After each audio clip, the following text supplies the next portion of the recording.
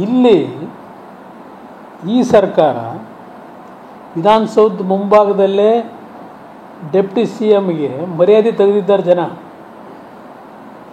ನಾವು ಬಂದಿರೋದು ನಮ್ಮ RCB ತಂಡ ನೋಡ್ಲಿಕ್ಕೆ ಬಂದಿದ್ದೇವೆ, ನಿಮ್ಮ ಮುಖ ನೋಡೋಕ್ಕೆ ಬಂದಿಲ್ಲಪ್ಪ, ನಿಮ್ಮ ನೆಂಟರಿಸ್ಟ್ರ ಮುಖನ ಸ್ವಲ್ಪ ಇಳಿ ಕೆಳಗೆ ಎಂದವ್ರೆ. ವಿಧಾನಸೌಧ ಮುಂಭಾಗದಲ್ಲೇ 4 ಜನ ಸ್ಟ್ಯಾಂಪಿಡ್ನಲ್ಲಿ ತೀರ್ಕೊಂಡಿದ್ದಾರೆ ಅಂತ ವಿಷಯ ಗೊತ್ತಾದ ಮೇಲೂ ಅವ್ರೇನು ಹೇಳಿದ್ರು, ಕಾರ್ಯಕ್ರಮ ನಿಲ್ಸಕ್ಕೆ ಹೋಗಿದ್ದೀನಿ ಅಂತ ಟಿ ವಿಲಿ ಹೇಳಿದ್ರಲ್ವೇ, ಅದು ಕೊಡಿ ಸರ್, ದಯವಿಟ್ಟು ಇದನ್ನು ಕ್ಲೋಸಪ್ಪಲ್ಲಿ ತಗೊಳ್ಳಿ. ಇಲ್ಲಿ ಆ ಸ್ಟೇಡಿಯಂನಲ್ಲಿ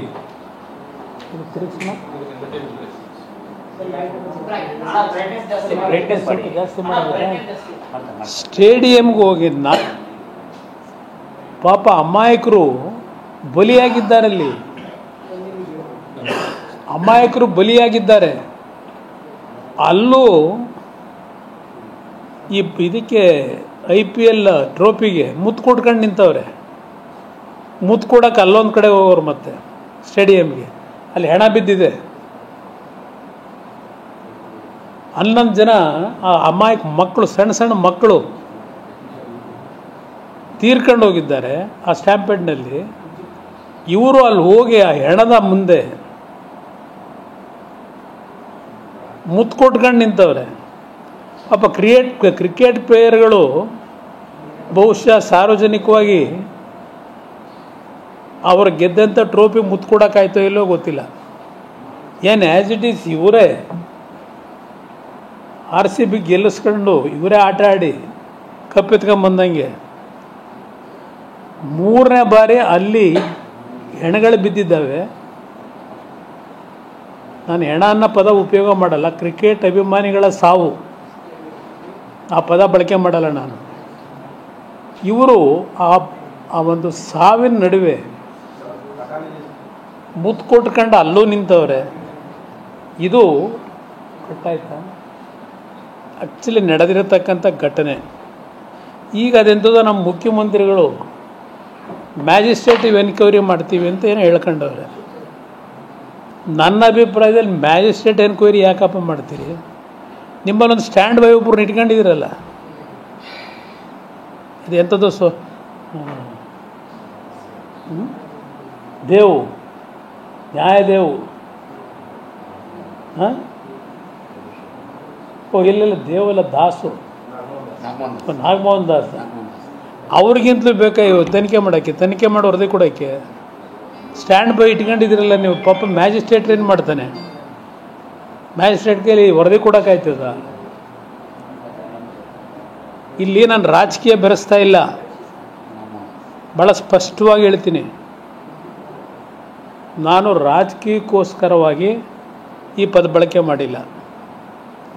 ಇವತ್ತು ಅವ್ರು ನಡ್ಕೊಂಡಂಥ ಆ ಬಾಲಿಶವಾದಂಥ ಒಬ್ಬ ಡೆಪ್ಟಿ CM ನಡ್ಕೊಳ್ತಕ್ಕಂಥ ರೀತಿನ ಏನದು ಎಂಥದ್ದು ಹೆಗಲ ಮೇಲೆ ಅದೆಂಥದ್ದು ಸ್ಟೈಲಾಗಿ ಶಾಲೆ ಬೇರೆ ಹಾಕ್ತಾರೆ. ಕನ್ನಡ ಶಾಲೆ ಹಿಡ್ಕೊಂಬಿಟ್ಟು ಅವ್ರಿಗೆ ಕೊಡೋಕೆ ಹೋಗೋರೆ. ಇವರ ಹೆಗಲ ಮೇಲೆ ಕನ್ನಡ ಶಾಲೆ ಇಲ್ಲ, ಕೊಹ್ಲಿಗೆ ಕೊಡೋಕೆ ಹೋಗೋರೆ ಕನ್ನಡ ಶಾಲನ್ನ. ಇವರು ಸ್ಟೈಲಾಗಿ ಅದು ಎಂಥದ್ದು ಇಂಪೋರ್ಟೆಡ್ ಶಾಲು ಅದು ಹಾಕೊಂಡು ನಿಂತವ್ರೆ. ಕೊಹ್ಲಿ ಅವರು ತಗೊಂಡಿದ್ದು ನೋಡಿದೆ, ಕೊನೆಗೆ ಯಾವ ರೀತಿ ಕನ್ನಡ ಫ್ಲ್ಯಾಗನ್ನ ಮತ್ತು ಕೈಲಿ ಹಿಡ್ಕೊಂಡು ಇವರೇ ಹೋಗ್ಬೇಕಾಗಿ ಬಂತು, ಅದು ನೋಡಿದೆ ಟಿ ವಿಲಿ. ಇಷ್ಟೊಂದು ಶೋ ಬೇಕಿತ್ತ? ಎಂಥದವ್ರ ಕಂಪ್ನಿ ಇರೋದು? Design box. ಇದಕ್ಕೂ ಡಿಸೈನ್ ಬಾಕ್ಸು.